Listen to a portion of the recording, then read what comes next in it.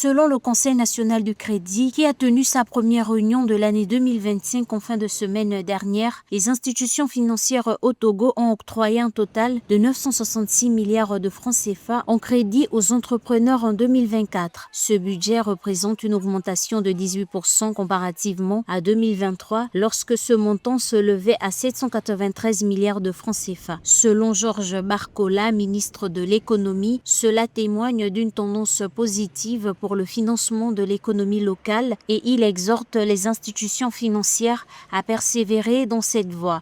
Il a affirmé « Je suis convaincu que le secteur bancaire et financier sera déterminant pour la réalisation de cet objectif en tenant compte de certaines évolutions prometteuses observées en 2024. »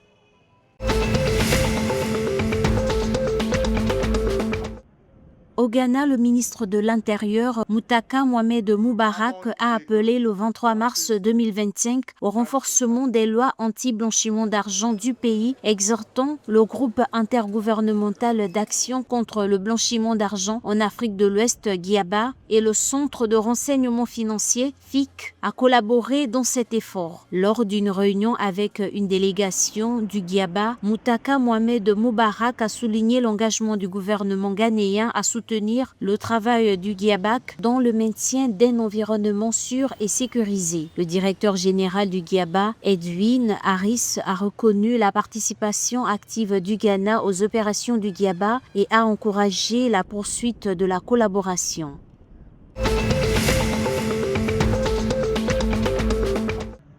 Pour booster la filière avicole, le gouvernement de la Guinée prévoit d'importer plus de 500 000 poussins depuis Bruxelles en Belgique. Selon Mamadi Camara, le responsable protection animale du ministère, un premier lot de 22 000 poussins a été reçu à l'aéroport international Ahmed Sékou Touré par les autorités du ministère de l'Agriculture et de l'Élevage ainsi que les intervenants dans ce domaine. Cette démarche a pour but d'apporter un soutien aux éleveurs touchés par l'épidémie de grippe aviaire survenue en 2022.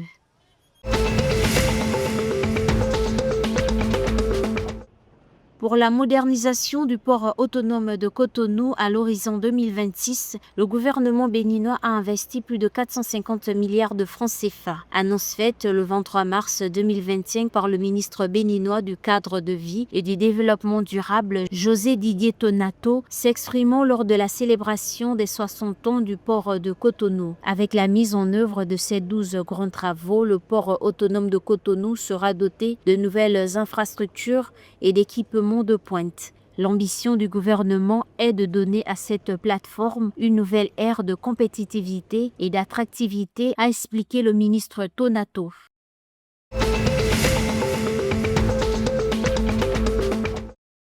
L'équipe nationale du Sénégal de football des moins de 17 ans, champion d'Afrique en titre, va entamer la défense de son titre le 1er avril 2025 en affrontant la Gambie au Maroc. Cette 15e édition de la CAN U17 va réunir 13 nations et va se tenir du 30 mars au 19 avril 2025. Logés dans le groupe C, les champions en titre vont rencontrer le vendredi 4 avril la Tunisie dans le cadre de la deuxième journée. Les protégés de l'entraîneur Pape Faye vont terminer la phase de groupe en affrontant la Somalie le lundi 7 avril. Le coup d'envoi de la CAN U17 sera donné le samedi 30 mars au stade El Bachir où le pays hôte, le Maroc, va affronter l'Ouganda.